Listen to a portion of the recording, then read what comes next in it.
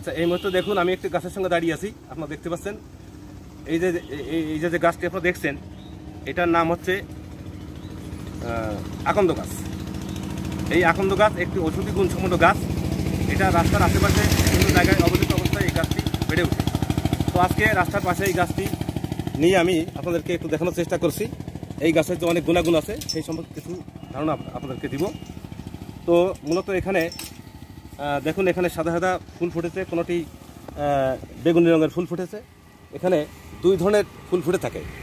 এই আকন্দ গাছের দুই প্রকার ফুল ফুটে, দুই ধরনের গাছ এটা। তো এইটা হচ্ছে একটু বেগুনি কালারের।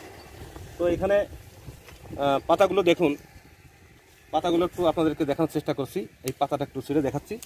দেখুন, পাতাটা ছিঁড়লে একটু দুধের মতো কষ বেরিয়েছে। এইটা হচ্ছে অনেক উপকারী। আর এটা কীভাবে ব্যবহার করতে হবে সেই বিষয়টা আপনাদের কাছে একটু তুলে ধরছি। এটা মূলত হচ্ছে যদি কারোর খোঁজ পাতলা হয়, তো সেই ক্ষেত্রে এই কষের সঙ্গে যে পরিমাণ কষ নেবেন তার থেকে 4 গুণ সরিষার তেল মিশ্রিত করবেন। এটা গরম করে পরে তার সঙ্গে কিছুটা কাঁচা হলুদের রস মিশ্রিত করে ওই যেখানে খোসপাসরা হয়েছে সেখানে প্রলেপ দিবেন, লাগিয়ে দেবেন। তাহলে আপনার খোসপাসরা ভালো হয়ে যাবে। এই একটা বিষয়।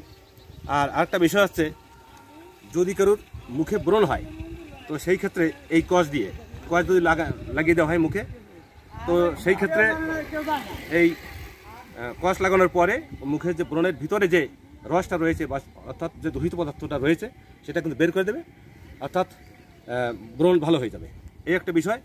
আর আরেকটা বিষয় আপনাদের কাছে একটু জানিয়ে রাখছি, এই যে দুই পিঠ, যে পিঠটি সমান, এই পিঠের এক পাশে সরিষার তেল অথবা ঘৃত মিশিয়ে এটা যদি প্রলেপ দেবেন। কীভাবে দেবেন?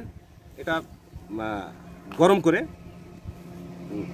পাতাটি গরম করে সেই পাতাটি সেই ব্যথা স্থানে, অর্থাৎ যদি কেউ পড়ে গিয়ে ব্যথা পায়, যদি কারোর বাতের ব্যথা থাকে, যদি কারোর পেটে ব্যথা থাকে, তো সেই ক্ষেত্রে সেই ব্যথার জায়গায় সেটা যদি প্রলেপ দেওয়া হয়, তো সেই ক্ষেত্রে এই ব্যথাটি নিরাময় হয়। তো এছাড়া এই আকন্দ গাছের অনেক আরও গুণাগুণ রয়েছে। এর পাতায় গুণাগুণ রয়েছে, এর গাছের যে ছাল তাতে গুণাগুণ রয়েছে, আর এই ফুল তাতেও গুণাগুণ রয়েছে। এর গুণাগুণ আসলে বলে শেষ করা যায় না। তো বন্ধুরা, আপনারা যেখান থেকে ভিডিওটি দেখছেন, অবশ্যই এই গাছটি আপনারা চিনে রাখবেন। এই গাছটি অবশ্যই বিপদের বন্ধু, আপনাদের অনেক সময় কাজে লাগবে। তো আপনারা যেখান থেকে ভিডিওটি দেখছেন সবাইকে আমি ধন্যবাদ জানাচ্ছি। সবাই ভালো থাকবেন, সুস্থ থাকবেন। আর এই ভিডিওটি যদি আপনাদের ভালো লেগে থাকে তাহলে একটি সাবস্ক্রাইব করতে ভুলবেন না। ততক্ষণ আপনি সুস্থ থাকুন, ভালো থাকুন। ধন্যবাদ সবাইকে।